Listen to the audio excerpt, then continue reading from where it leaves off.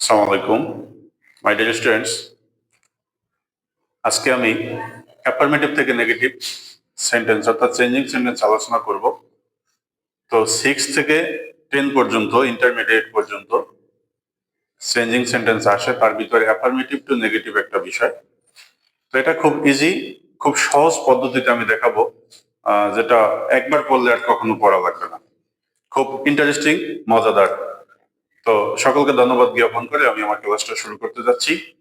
Welcome to my class. দেখ, এখানে affirmative two negative, এখানে এই সেন্টেন্সটা শুরু হয়েছে অনলি দ্বারা। কি দ্বারা? অনলি দ্বারা।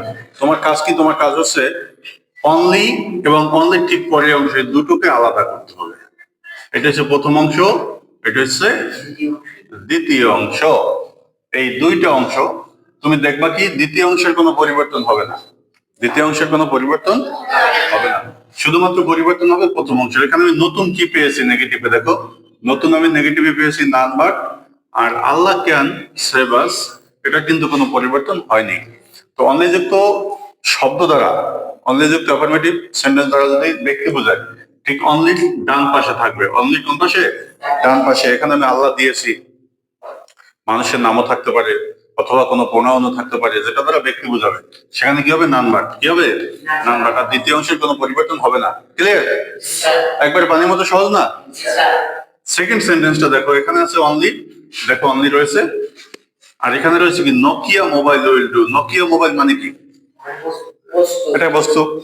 ঠিক আছে, তো বস্তু যেখানে আছে নাথিং বাট হবে সেখানে, অর্থাৎ বস্তু আছে যেখানে নাথিং বাট আছে সেখানে। অনলি ঠিক ডান পাশে, অনলি ডান পাশে বস্তু থাকলে তুমি নাথিং বাট দিবা, আর ডান পাশের অংশের কোনো পরিবর্তন হবে না। এজন্য তোমাকে সেন্টেন্সটাকে দুভাগে বিভক্ত করতে হবে, দুভাগে বিভক্ত করবা। নেক্সট সেন্টেন্স দেখো, এখানে অনলি, এখানে আছে 500 টাকা। এখানে একটা সংখ্যা, এটা অঙ্কেও থাকতে পারে, কথায়ও থাকতে পারে। এখানে অনলির পরিবর্তে কি করবে? তুমি দুইটাকে দুই ভাগে ভাগ করে নিবা, অনলি এবং অনলি পরের অংশ। নট মোর দ্যান অথবা নট লেস দ্যান। তারপরে আমি দ্বিতীয় অংশটা লিখেছি। তাহলে অনলি ঠিক পরে এখানে কি হবে? নান বাট প্লাস দ্বিতীয় অংশ, নাথিং বাট প্লাস দ্বিতীয় অংশ, নট মোর দ্যান অথবা নট লেস দ্যান প্লাস দ্বিতীয় অংশ। বুঝতে পারছো? ঠিক আছে, সবাই বুঝছো তো? ওকে, থ্যাংক ইউ ভেরি মাচ। তো আমরা এখন জানবো মাস্টের নিয়ম। ঠিক আছে, একটু আগে জানছি কি অনলাইন নিয়ম, এখন জানবো মাস্ট। দেখো, মাস্ট এখানে বলা আছে নোটে, must, have to, has two একই অর্থ বোঝায়। বর্তমান সময়ে কোনো কিছু বাধ্যবাধকতা যদি বোঝানো হয়, সেক্ষেত্রে মাস্ট অথবা হ্যাভ টু, হ্যাজ টু ব্যবহৃত হয়। মাস্ট অর্থ অবশ্যই, হ্যাভ টু, হ্যাজ টু অর্থ কি? বাধ্য হয়ে কোনো কিছু করা, এই জন্য এগুলো ব্যবহৃত হয়। তো দেখো আমরা কি করেছি, দেখো, we must go to market. আমরা কি? We must go to market, আমরা অবশ্যই বাজারে যাব। তো দেখো, এখানে বাধ্যবাধকতা রয়েছে, কিন্তু এখানে মাস্টার তো অবশ্যই। তো এখন এই সেন্টেন্সটা আছে অ্যাফার্মেটিভ, আমি নেগেটিভ করলাম। তুমি কি করবে? প্রথমে একেবারে এভাবে স্ক্যান করবা, সাবজেক্ট প্লাস মাস্ট প্লাস মাস্টের পরের অংশ। ওকে, এখন কি করবা?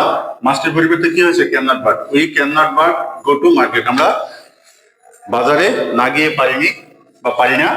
We can not help going to market.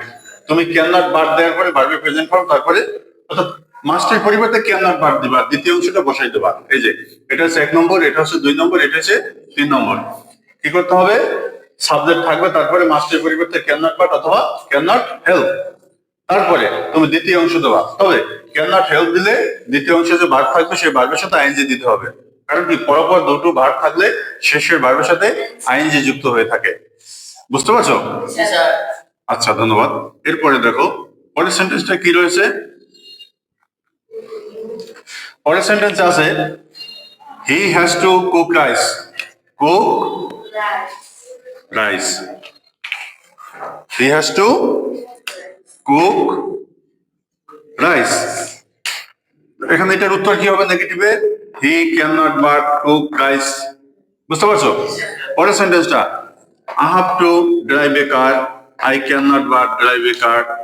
শেষের সেন্টেন্সে রয়েছে, দেখো এখানে হ্যাড টু আছে। কি আছে? Had to. She had to finish the work. তো হ্যাড টু থাকলে কি হবে? কুড নট হেল্প অথবা কুড নট বাট। তবে কুড নট বাট দিলে ভার্বের প্রেজেন্ট ফর্ম, আর কুড নট হেল্প দিলে হেল্পের পরে ভার্বের সাথে আইএনজি হবে। তোমাদের কাছে যেটা সহজ লাগে তোমরা সেটা লিখবা। আমি এখানে সংক্ষিপ্ত আকারে লিখেছি, দেখো must, have to, has to থাকলে ক্যান নট বাট অথবা can not help plus VN plus ING হবে। ওকে, আর যদি হ্যাড টু থাকে তাহলে হ্যাড টু পরিবর্তে কি হবে, কুড নট বাট অথবা কুড নট হেল্প। তবে কুড নট হেল্প দিলে তারপরে ভার্বের সাথে আইএনজি দিতে হবে, কারণ কি দুটো ভার্ব পরপর বসলে আর শেষের ভার্বের প্রেজেন্ট ফর্মের সাথে আইএনজি দিতে হয়। ঠিক আছে?